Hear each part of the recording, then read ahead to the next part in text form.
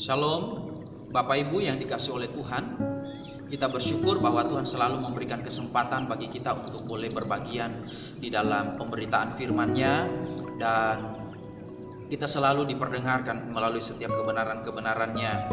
Itu sebabnya sekalipun kita berjumpa melalui rekaman semacam ini, tidak mengurangi akan rasa lapar, haus, dan sukacita kita di dalam kebenaran-Nya. Itu sebabnya sebelum kita saling berbagi melalui pemberitaan firman ini, saya mengajak kita untuk sama-sama berdoa. Kita berdoa.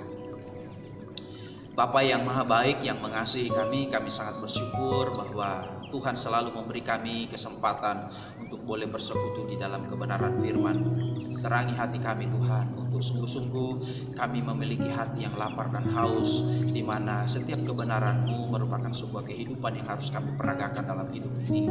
Lahirkan kami Tuhan melalui kebenaran firman-Mu, sehingga melalui firman-Mu kami didapati menjadi carang-carang yang akan siap untuk berbuah dalam segala waktu yang Tuhan karuniakan. Terima kasih Bapa, Roh-Mu yang kudus ada di dalam diri kami dan siap mengurapi kami sehingga firman-Mu menjadi kekuatan dan menyegarkan setiap kami. Terima kasih Bapa, kami bersyukur di dalam nama Tuhan Yesus kami berdoa. Amin.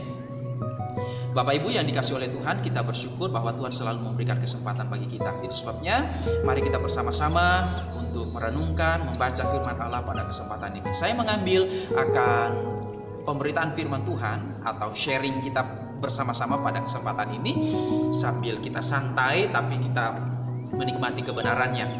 Kita bersama-sama membuka di dalam Yohanes pasal 15 ayatnya yang ke 1 sampai ayatnya yang ke-4 ya. Saya akan baca untuk kita sekalian. Yohanes pasal 15 ayat 1 sampai ayat yang ke-4. Akulah pokok anggur yang benar dan Bapakulah pengusahanya. Setiap ranting padaku yang tidak berbuah dipotongnya, dan setiap ranting yang berbuah dibersihkannya, supaya ia lebih banyak berbuah. Kamu memang sudah bersih karena firman yang telah kukatakan kepadamu. Tinggallah di dalam aku dan aku di dalam kamu. Sama seperti ranting tidak dapat berbuah dari dirinya sendiri kalau ia tidak tinggal pada pokok anggur. Demikian juga kamu tidak berbuah jikalau kamu tidak tinggal di dalam aku. Lalu kemudian di Yohanes pasal 17 ayatnya yang ke-17, demikian firman Allah bunyinya. Kuduskanlah mereka dalam kebenaran, firman-Mu adalah kebenaran. Nah, firman Allah ini menjadi dasar daripada perenungan kita bersama-sama. Kiranya Tuhan memberkati kita melalui kebenaran firman Allah ini. Nah, di ayat 1 ayat pasal 15 tadi itu di sana dikatakan akulah pokok anggur yang benar dan Bapakulah pengusahanya. Bapa adalah pengusaha, pemilik daripada kebun anggur. Yesus adalah pokok anggur itu sendiri, di mana kita adalah ranting-rantingnya. Yaitu setiap orang yang percaya adalah ranting-ranting yang harusnya dia terus melekat, dia terus bersekutu, dia terus erat di dalam persekutuan dengan sang pokok yaitu Kristus. Kita tidak boleh terlepas daripada dia, di mana setiap ranting tidak bisa berbuah, tidak dapat berbuah di luar dari dirinya sendiri. Ranting jikalau kita pisahkan daripada pokok, tentunya dia akan berhenti untuk bukan hanya berbuah, tapi dia berhenti hidup, alias mati. Terpisah daripada sang pokok itu artinya mati. Itu artinya tidak mampu berbuat apa-apa. Artinya itu mati. Bukan dalam pengertian tidak bisa hidup dalam pengertian ya hidup bernafas. Bukan. Karena di luar sana banyak orang-orang yang tanpa bertuhan pun mereka tetap hidup. Mereka bisa berbuat ini dan itu, bahkan berhasil secara kebendaan. Dalam secara harta duniawi mereka bisa berhasil. Orang-orang yang hidup di dalam penipuan, di dalam korupsi, di dalam segala dosa-dosa amoral yang melawan Tuhan, mereka justru kalau kita melihat masih mengalami bahkan kehidupan yang lebih layak dalam tanda kutip dibandingkan banyak orang percaya yang hidup di dalam pergumulan demi pergumulan dalam kehidupannya sehari-hari. Itu sebabnya kita membaca firman Allah ini bukan dalam pengertian berkaitan dengan hal-hal yang bersifat berkat-berkat secara jasmani. Di sini kita melihat bahwa Alkitab mengatakan bahwa kamu tidak bisa berbuat apa-apa di luar daripada aku, yaitu Kristus sebagai pokok anggur. Karena apa? Sebenarnya ini berkaitan dengan produk kehidupan ini, yaitu apa yang harusnya kita hasilkan, yaitu buah roh, yaitu buah-buah yang diinginkan oleh Allah, berkaitan dengan buah-buah Roh Kudus yang Tuhan tanam, yang Tuhan taruh di dalam diri kita ini, di dalam tubuh kita ini, di mana Roh Kudus itulah yang akan membuat hati kita bergerak sedemikian rupa untuk mengerjakan perkara-perkara ilahi yang harus kita hidupi, yang harus kita produksi daripada hidup yang sementara yang Tuhan karuniakan ini. Nah, di sana dikatakan bahwa kita harus bersekutu dengan Dia. Tinggallah di dalam aku di dalam kamu, dan kamu di dalam aku. Ini berarti merupakan sebuah persekutuan yang intim, yang karib, di mana kita tidak bisa melepaskan diri tadi itu daripada Tuhan. Sehingga apa-apa yang kita ingini, apa-apa yang menjadi tujuan hidup kita, itu akan selaras dengan apa yang menjadi kehendak daripada Bapa di sorga. Kenapa? Karena memang kita bersekutu. Jadi kita tidak datang kepada Tuhan dengan sejumlah kepentingan, lalu kemudian kita meminta atau kita mencoba menegosiasi Tuhan dengan sejumlah cara. Ya, sejumlah cara, yaitu dengan berdoa puasa, dengan doa semalam-malaman, atau sejumlah ritual-ritual tertentu di dalam keagamaan kekristenan kita, untuk mencoba untuk melunakkan hati Tuhan, seolah Tuhan itu bisa dirayu-rayu sedemikian rupa. Apakah Tuhan semacam itukah yang kita ikuti selama ini, yang kita percayai? Apakah Tuhan yang sedemikiankah yang dapat dikendalikan dan diremot oleh manusia berdosa untuk mengubah rencana Allah dalam hidup kita? Apa yang menjadi tujuan Tuhan dalam hidup kita? Tentunya bukan demikian. Tuhan berkata bahwa setiap kita datang kepada Dia dan bersekutu dengannya, di dalam persekutuan, di dalam firman, di dalam doa, di dalam pergaulan intim kita dengan Dia, hati kita dengan Dia, melekat kepada Dia, itu pada hakikatnya akan mengubah hati kita itu sendiri. Ketika hati kita berubah, maka doa-doa kita berubah. Doa-doa kita bukanlah doa-doa permintaan saja isinya. Sekalipun tentunya kita bukan tidak boleh untuk meminta sesuatu kepada Tuhan. Tentunya itu sah-sah saja. Boleh-boleh saja kita untuk meminta kepada Tuhan sesuatu yang kita butuhkan, yang kita inginkan. Tetapi ini bicara sebuah kehidupan rohani yang lebih lanjut, sebuah kehidupan rohani yang lebih dewasa, di mana Tuhan memanggil kita untuk bersekutu dengan Dia di dalam firman-Nya, untuk mengenal akan kehendak-Nya. Mengenal kehendaknya di sini merupakan sebuah panggilan kehidupan beriman, kehidupan kekristenan yang sungguh-sungguh dikendalikan, yang sungguh-sungguh benar-benar memiliki sebuah persekutuan yang makin manis dengan Allah itu sendiri melalui firman-Nya, di mana ketika kita menghidupi akan kebenaran firman-Nya, kita sendiri menjadi orang-orang yang puas, menjadi orang-orang yang sungguh-sungguh puas. Kepuasan kita itu di dalam Allah itu sendiri. Itu mengubah seluruh kepuasan-kepuasan yang dari dunia ini, yang mana kepuasan-kepuasan dari dunia ini kita akan pandang tidak dapat melampaui segala kemuliaan, segala kepuasan yang disediakan oleh Allah di dalam persekutuan kita dengan Dia. Orang-orang yang semacam ini adalah orang-orang yang tidak dapat dikendalikan lagi, yang tidak dapat direbut oleh dunia ini dengan segala keinginan-keinginannya. Tentunya selama kita tinggal di dalam daging, kita masih saja akan bergelut, kita masih saja akan terus berjuang melalui keinginan-keinginan daging itu. Tetapi kita sudah memiliki sebuah kekuatan, kita sudah memiliki sebuah kehidupan yang telah berubah tujuan-tujuannya.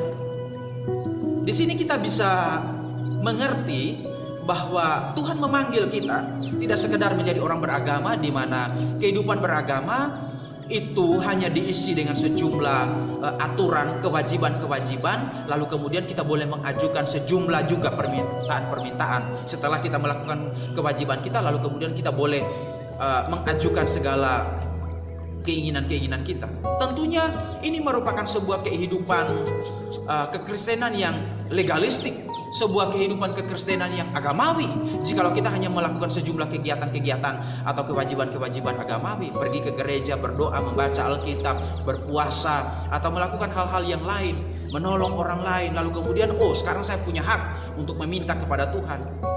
Orang-orang semacam ini tidak akan pernah mengerti kehendak Tuhan jikalau dia hanya berada di dalam situasi yang semacam itu. Kita harus bergerak lebih dalam, kita harus bergerak lebih maju untuk mengerti kehendak Tuhan itu di dalam ranah yang semakin dalam, di mana kita bisa memahami apa yang menjadi isi hati Tuhan di dalam kehidupan kita hari demi hari, babak demi babak.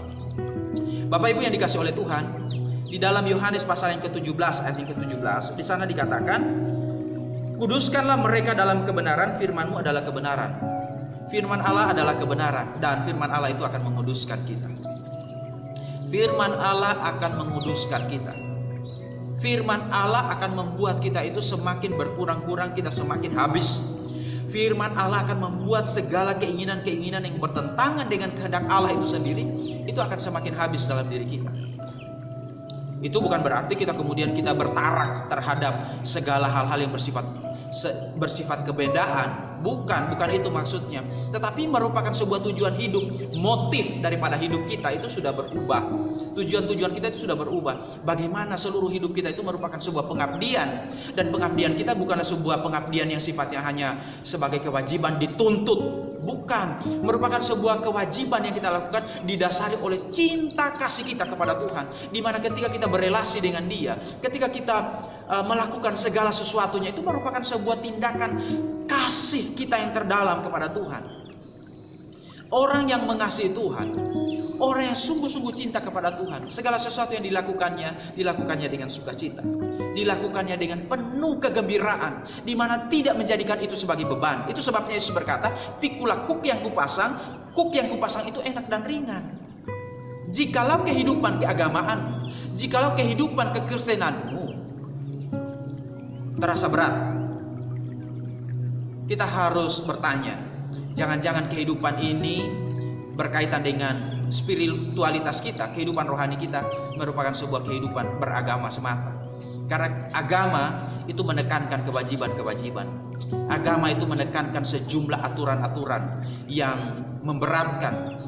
Ketika Yesus mengatakan, pikulah kuk yang kupasang, kuk yang kupasang ini adalah perintah Tuhan, di mana itu berkaitan dengan sebuah kenikmatan di dalamnya. Tidak seperti Taurat yang diajarkan oleh ahli-ahli Taurat, di mana itu membuat orang begitu letih dan lesu. Itu sebabnya Yesus memberikan sebuah tawaran undangan yang begitu luar biasa. Marilah semua yang letih lesu dan berbeban berat. Ini bukan bicara soal persoalan-persoalan yang harus kita taruh di kaki Tuhan. Ya, memang kita harus menaruh segala persoalan kita kepada Tuhan. Tetapi konteks ayat itu berbicara mengenai sebuah kehidupan beragama yang lelah dengan sejumlah aturan-aturan dan tuntutan-tuntutannya, di mana bangsa Israel diikat oleh sebuah hukum yang begitu kaku, yang begitu legalistik, di mana tidak banyak orang dapat melakukannya. Ahli-ahli Taurat dan orang-orang Farisi adalah orang-orang yang sudah memilih hidupnya untuk mempelajari lalu kemudian melakukan. Orang-orang Farisi adalah orang-orang yang telah mengambil sumpah di dalam dirinya untuk melakukan Taurat itu sampai kepada detail-detailnya. Saya tidak akan menjelaskan itu, tetapi bahwa semuanya itu merupakan sebuah praktek agamawi yang begitu berat untuk dijalankan, di mana seseorang menjadi seorang pemercaya tidak merdeka lagi. Dia telah diikat oleh hukum. Dia diikat oleh sebuah hukum yang kaku, di mana dia tidak merdeka lagi dengan sebuah kehidupan Kristiani yang seharusnya dia miliki di dalam Kristus yang memerdekakan dia. Kita dipanggil untuk sungguh-sungguh menghidupi sebuah kehidupan kekristenan yang benar-benar merdeka di dalam Kristus Yesus Tuhan. Nah, kembali bahwa firman Allah di sini dikatakan itu, kuduskanlah mereka dengan kebenaran, firman-Mu adalah kebenaran. Jadi firman Allah ini akan mengubah banyak hal, di mana kebenaran Allah itu akan mengubah. Yang pertama-tama itu adalah tujuan hidup. Bapak Ibu yang dikasih oleh Tuhan, cara hidup seseorang itu sangat ditentukan oleh tujuan hidupnya. Jikalau tujuan hidupmu salah, maka cara hidupmu juga salah. Betapapun itu kelihatan baik, betapapun itu kelihatannya sepertinya begitu saleh, tapi cara hidupmu itu akan menjadi salah ketika tujuannya salah. Betapapun kelihatannya benar, kelihatannya saleh dan baik, karena apa? Semuanya tujuannya untuk hal-hal yang berseteru dengan keinginan Allah itu sendiri. Itu sebabnya mari kita bersama-sama memiliki hati yang terus lapar dan haus untuk mencari kebenarannya. Kita harus berhenti untuk sekedar memuaskan keinginan-keinginan diri, lalu kemudian menggunakan Tuhan untuk tujuan pemenuhan daripada keinginan-keinginan kita. Kita dipanggil untuk mengerti, masuk lebih dalam apa yang menjadi kehendak Tuhan dalam hidup kita. Mari Bapak Ibu, mari saudara-saudaraku yang dikasihi oleh Tuhan, untuk kita benar-benar mencari kehendak Tuhan dalam hidup kita dengan melakukannya secara total. Sebagaimana seorang petani penggarap, ketika dia mendapati ada harta karun pada sebuah tanah yang sedang ia garap, yang dia sedang cangkul, lalu kemudian dia meninggalkan ladang itu, lalu kemudian dia pergi kepada apa yang dia miliki, yaitu tanah. Ladang yang dia miliki dia jual, lalu kemudian dia beli tanah yang dia garap tadi itu. Ini artinya bahwa kita membiarkan diri kita disita oleh kehendak Allah. Kita membiarkan secara rela di dalam sukacita, yang didorong oleh sukacita untuk melakukan kehendaknya dengan sukacita. Inilah yang akan menjadi kepuasan diri kita. Inilah yang akan menjadikan kita itu menjadi orang-orang yang sungguh-sungguh militan dalam hidup ini. Mari Bapak Ibu yang dikasihi oleh Tuhan, lakukanlah sebuah doa, sebuah kehidupan kekristenan, bukan sekedar agamawi, tetapi sebuah kehidupan kekristenan yang sungguh-sungguh rindu mencari kebenarannya. Sehingga setiap firman Allah yang kita baca bukan hanya mencari yang cocok dengan selera kita, tetapi bagaimana firman Allah ini, hal-hal yang sekalipun kelihatannya tidak cocok dengan selera dan keinginan kita, tidak cocok dengan kemauan kita, kita harus mencoba mencari tahu apa yang menjadi maunya. Lalu kita bersikap jujur terhadap kebenaran itu, dan kita bersedia untuk diubahkan oleh kebenarannya. Karena apa? Setiap orang yang jujur membaca firman Allah, dialah yang kemudian akan dikuduskan oleh firman Allah, didapatinya dirinya menjadi carang yang dibersihkan, dan pada akhirnya dia memiliki buah. Mari sama-sama kita belajar merendahkan hati di hadapan firman-Nya, bukan menjadikan firman Allah untuk memenuhkan segala konsep-konsep diri kita dipuaskan, segala keinginan-keinginan diri dipuaskan hanya dengan menggunakan kebenaran-kebenaran Allah. Iblis pernah menggunakan itu dengan memelintirnya, bahkan untuk menjadi serangan terhadap Kristus. Dia menggunakan ada tertulis ketika Yesus dicobai, dia menggunakan firman Allah untuk menyerang Tuhan Yesus, mencobai Tuhan Yesus. Kita tidak menggunakan firman Allah untuk melakukan hal-hal yang melukai akan hati Tuhan. Mari kita belajar bersama-sama. Saya percaya setiap orang yang lapar dan haus kebenaran firman Allah secara jujur, dia akan menerima kebenaran Allah itu. Didapatinya dirinya diubahkan oleh Tuhan dari sehari ke sehari. Tuhan Yesus memberkati. Shalom.